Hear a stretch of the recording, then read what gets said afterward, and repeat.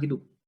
Oke, 4 kelanjutan hidup yang pertama adalah employee. Teman-teman akan jadi karyawan, ya. Kedua ini menjadi self-employed. Ketiga menjadi business owner. Yang keempat menjadi investor. Oke, teman-teman yang udah pernah ngerasain jadi employee, ya, karena tadi udah magang, udah pernah. Plusnya apa teman-teman? Yuk, kita diskusi. Enaknya apa jadi karyawan? Ada dong plus minus. Yuk, cepet yuk. Waktu saya tinggal 22 menit lagi. Koneksi. Oke, enaknya bisa pergi-pergi. Tidak terikat waktu, belajar dari pengalaman, koneksi pengalaman.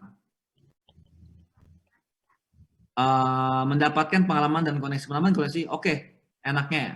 Nggak perlu pusing, tinggal ngerjain tugas. Gaji secure, oke. Udah, skip. Oke, ini plusnya. Minusnya sekarang. Yuk, minusnya. Waktu.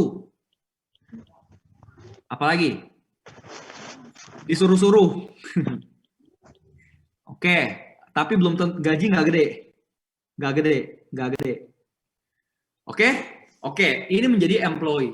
Ada plusnya, ada minusnya. Oke, rawan dipecat.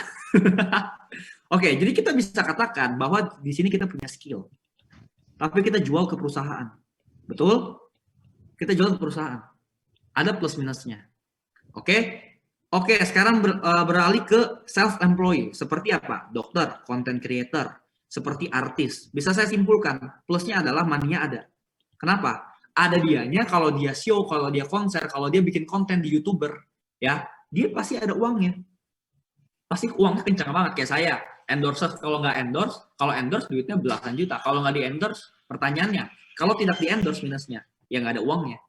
Dokter misalnya tidak praktek, tidak ada dianya, ya tidak ada uangnya. Ya, tidak ada uangnya, tidak ada dianya. Misalnya dokter kulit lagi mau jalan-jalan ke Hong Kong 2 bulan. Akhirnya pasiennya ada bilang, dok saya mau dong dirawat kulitnya.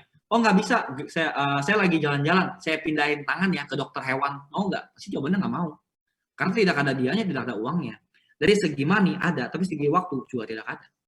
Mau waktu buat keluarga nggak bisa. Ada nggak dokter yang sibuk, yang nggak sibuk santai-santai? Nggak ada. Mereka harus praktek. Oke, plus minusnya ada. Uangnya banyak, waktunya nggak ada. Makanya di sini kita bisa sebut skill. Kita beli dengan waktu. Oke, plus minus semuanya. Business owner. Oke, business owner. Kita aktif aja. Kita pernah lihat yang namanya Starbucks ya. Pernah lihat nggak ownernya Starbucks lagi buat kopi? Jawab, enggak. Enggak ya. Karena apa? Mereka terbentuk yang namanya sistem. Business owner seperti itu, semua sistem. Alfamart punya 13.000 cabang sekarang. Pernah lihat nggak ownernya lagi di kasir, lagi masukin barang? Ya, nggak pernah. Itu, oke? Ini tidak pernah. Nah, makanya sampai saat itu, tidak pernah, ini terbentuk namanya sistem. Berdarah-darah dulu di awal. Berdarah-darah dulu di awal, sampai pada akhirnya, barulah terbentuk yang namanya uang. Jadi sistem. Ya, money-nya ada, waktunya juga ada. Nah, sampai di tahap business owner, barulah saya masuk ke investor. Oke, saya masuk ke investor. Di sini bisa ngomong waktunya ada, money-nya juga ada. Nah, ini berujung sama saya. Saya di sini. Jujur saya mau cari 200 miliar. Sampai masuk ke deposito, saya hidup dari deposito. Saya berawal dari self-employed, akan beranjak ke sini. Ketika saya ke sini, saya baru beranjak ke sini. Ini tujuan hidup saya. Tujuan hidup orang berbeda-beda. Ada yang menjadi employee, tidak apa-apa. Best way jadi investor di kuadran 4 tadi Kak. Nah, silakan deh.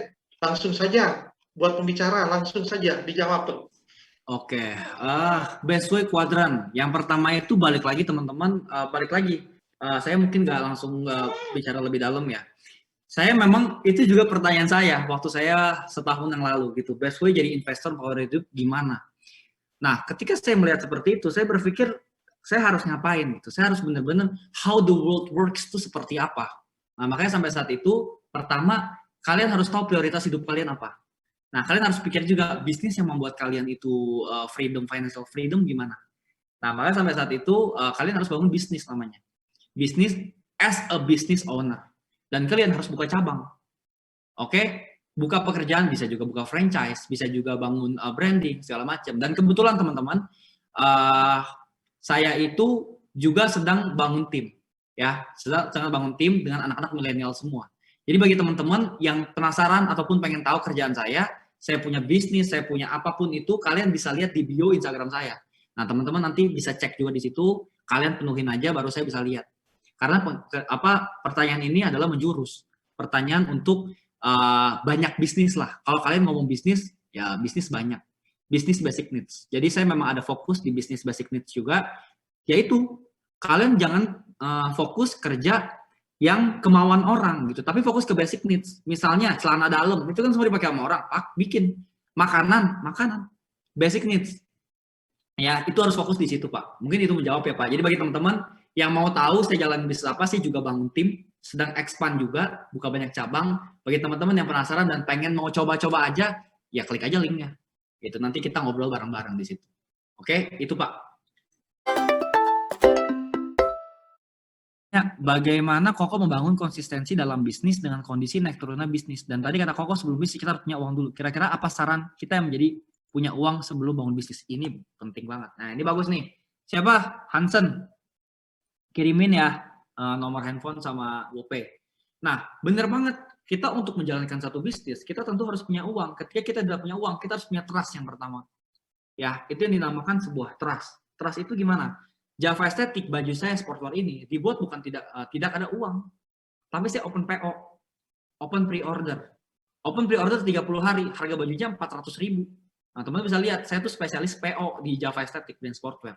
Nah, ketika trust itu dapat dari mana? Brand dapat dari mana? Dapat dari sebuah trust. Trust itu dapat dari kalian tuh ngelakuin apa di Instagram. Nah, jadi mungkin secara singkat itu ya, kalian itu udah bangun trust seberapa banyak sama orang. Udah bangun konsistensinya seperti apa sama orang. Nah, itu yang terpenting ya teman-teman.